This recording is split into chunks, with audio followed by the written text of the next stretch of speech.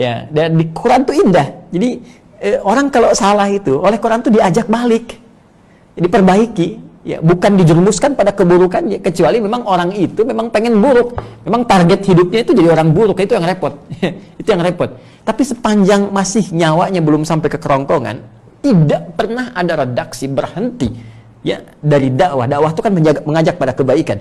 Ya, tidak pernah ada redaksi terputus berhenti dari kesempatan Allah memberikan hidayah. Ya, sepanjang masih ada kesempatan, nyawanya belum sampai ke kerongkongan. Karena sekali lagi, semua orang punya hak untuk jadi baik. Ya, kebaikan itu adalah hak setiap hamba untuk bisa meraihnya. Hanya kewajibannya diimbangi tidak untuk meraih hak itu dengan ikhtiar apa yang bisa kita kerjakan. Ya, karena itu kembali teman-teman sekalian, jikapun ada seseorang yang berbuat keliru, salah dalam hidup, maka Quran memberi kesempatan. Allah tuh punya sifat Rahman di dunia. Ya, rahim diberikan saat di akhirat kepada hamba yang dikehendaki oleh Allah Subhanahu wa taala dari kalangan orang-orang beriman. Dengan sifat rahmannya dibuat jalan pulang bagi yang salah. Ya, diksinya disebut dengan tabayatubu, taubah, taubat, taubat. Itu kesempatan, pintu. Karena itu sering ada namanya istilah pintu taubat, kan? Pintu taubat masih terbuka selebar-lebarnya dari semua jenis keburukan yang pernah dikerjakan. Jadi kalau sudah dibuka selebar-lebarnya, Anda belum buka juga, dengan cara apa lagi Allah tawarkan? Bahkan Allah langsung mengkhususkan pada dirinya sifat tawwab. Tawwab, maha menerima taubat. Ya, puncak segala keburukan, kalaupun dikoleksi semua jenis keburukan. Lisan pernah berdusta, mata menatap yang salah, telinga kotor, sampai ke ujung kaki, itu israf namanya. Israf itu berlebihan, berlebih. Allah dengan rahmatnya masih menurunkan rahmat untuk mengampuninya. Buka Quran surah ke-39 ayat 53. Qul ya ibadiyalladzina asrafu ala anfusihim la taqnatu min rahmatillah. Katakan Muhammad sallallahu alaihi wasallam, infokan, viralkan pada semua hamba-hambaku yang dalam hidupnya pernah terjerumus melakukan perbuatan yang buruk, bahkan tak terukur banyak.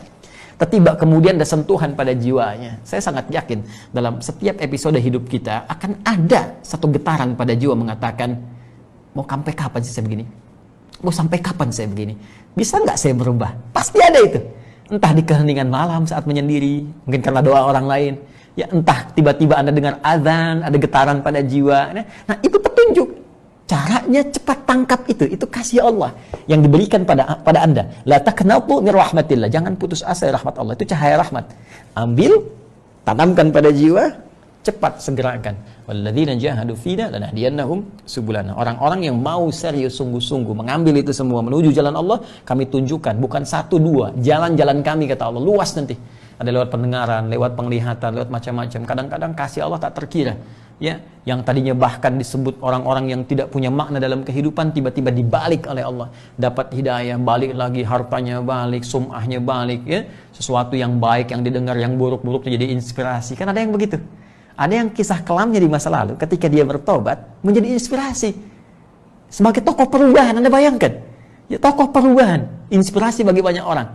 Sebaliknya, ya, keburukan yang dipertahankan hanya akan melahirkan, mohon maaf sekali lagi, keburukan, nestapa di muka bumi dan kesengsaraan yang sangat berbahaya di akhirat kelak.